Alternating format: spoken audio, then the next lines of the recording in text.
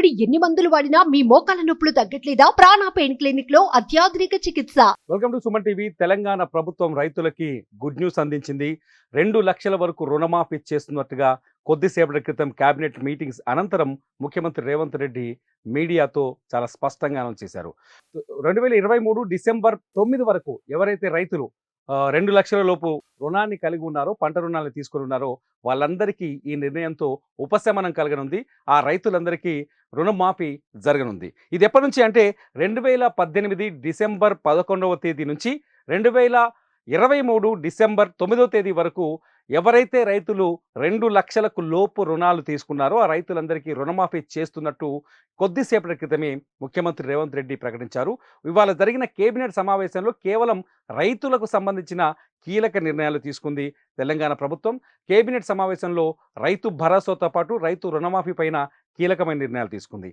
మే 6, 2022న వరంగల్లో జరిగిన రైతు డిక్లరేషన్లో రాహుల్ గాంధీ, కాంగ్రెస్ కీలక నేత రాహుల్ గాంధీ రైతులకు భరోసా ఇచ్చారు, అనేక హామీలు ఇచ్చారు. ఈ రైతులకు ఇచ్చిన హామీలన్నింటినీ నెరవేరుస్తూ ఇవాళ కీలకమైన నిర్ణయాలు తీసుకుంది తెలంగాణ ప్రభుత్వం. రేవంత్ రెడ్డి చాలా స్పష్టంగా చెప్పారు. గత ప్రభుత్వం ఏదైతే 2 సంవత్సరాలు తెలంగాణ రాష్ట్రం ఏర్పడిన తర్వాత 2 దఫాలు తెలంగాణ రాష్ట్రాన్ని పరిపాలించిన కేసీఆర్ సర్కార్ మొదటి దఫాలో కేవలం 16,000 కోట్ల రుణాలని మాత్రమే మాఫీ చేసిందని రైతులకు, రెండో దఫాలో కేవలం 12,000 కోట్ల రూపాయల రుణాలని మాత్రమే మాఫీ చేసిందని చెప్పారు రేవంత్ రెడ్డి. మొత్తంగా 10 ఏళ్ల పాటు పరిపాలించి తెలంగాణలో రైతుల రుణాలు మాఫీ చేసింది కేవలం కేసీఆర్ సర్కార్. కేవలం 28,000 కోట్లను మాత్రమే రుణాలు మాఫీ చేసిందని, తాము మాత్రం ఏకంగా ఒకేసారి, గతంలో కేసీఆర్ సర్కార్ విడతల వారీగా రుణాలు మాఫీ చేసింది, విడతల వారీగా రుణాలని తగ్గిస్తూ వచ్చింది. కొన్ని చోట్ల బ్యాంకులకు డబ్బు అందకపోవడంతో రైతులు తీవ్ర ఇబ్బందులు కూడా పడ్డ సందర్భాలు మనం చూసాం. ఈ నేపథ్యంలో రేవంత్ రెడ్డి సర్కార్ మొదటి నుంచి చెప్తూ వచ్చింది 2 లక్షల రుణమాఫీ ఒకేసారి చేస్తామని చెప్పింది. మాట చెప్పినట్టుగానే ఇవాళ రేవంత్ సర్కార్ ఏకంగా 2 లక్షల రుణాల్ని ఒకేసారి, 2 లక్షల రూపాయల వరకు రుణాన్ని ఒకేసారి మాఫీ చేయబోతున్నట్టుగా ప్రకటించింది. ఆగస్టులోపు తెలంగాణలో రైతుల రుణమాఫీ చేస్తామని మొదటి నుంచి చెబుతూ వచ్చింది రేవంత్ రెడ్డి సర్కార్. 2023లో తెలంగాణలో అసెంబ్లీ ఎన్నికలు జరిగాయి. మొన్న 2024లో సార్వత్రిక ఎన్నికలు జరిగాయి. వరుస ఎన్నికల నేపథ్యంలో ప్రభుత్వ నిర్ణయాలకు ఆటంకాలు వచ్చాయి. అయితే ఎలక్షన్స్లో, పార్లమెంట్ ఎలక్షన్స్లో రైతు రుణమాఫీ అత్యంత కీలకమైన విషయంగా మారింది తెలంగాణలో. ప్రతిపక్షంలో ఉన్న బీఆర్ఎస్ రేవంత్ రెడ్డి సర్కార్ని, రేవంత్ రెడ్డిని ఇరకాటంలో పెట్టడానికి రైతు రుణమాఫీని అస్త్రంగా ప్రయోగించింది. బీఆర్ఎస్ సంబంధించిన నాయకులు కావచ్చు, మాజీ మంత్రులు కావచ్చు, ఎమ్మెల్యేలు కావచ్చు, కీలకమైన నేతలు కావచ్చు, ఆఖరికి కేసీఆర్ కూడా ఏం రేవంత్ రెడ్డి ఎక్కడ రుణమాఫీ అని ప్రశ్నించారు. అయితే ఆ సందర్భంలోనే ఎన్నికల ప్రచారంలోనే రేవంత్ రెడ్డి కొన్ని సవాల్ విసిరారు. వచ్చే ఆగస్టు లోపల రైతు రుణమాఫీ చేయకపోతే చూడండి అంటూ సవాల్ విసిరారు. ఆగస్టు లోపల రైతు రుణమాఫీ చేసి తీరుతామని రైతులకు హామీ ఇచ్చారు.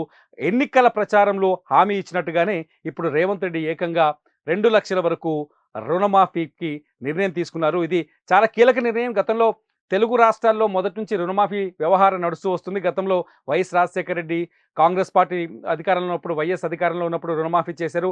ఆ తర్వాత వచ్చిన ప్రభుత్వాలన్నీ రుణమాఫీని రైతులకి ఒక అవకాశంగా, రుణమాఫీని ఎన్నికల అస్త్రంగా వాడుతూ వచ్చాయి. తాజాగా ఈ రుణమాఫీ పైన ఇప్పుడు రేవంత్ రెడ్డి సర్కార్ కూడా 2023 అసెంబ్లీ ఎన్నికల్లో రుణమాఫీని ఒక అస్త్రంగా ప్రయోగించింది.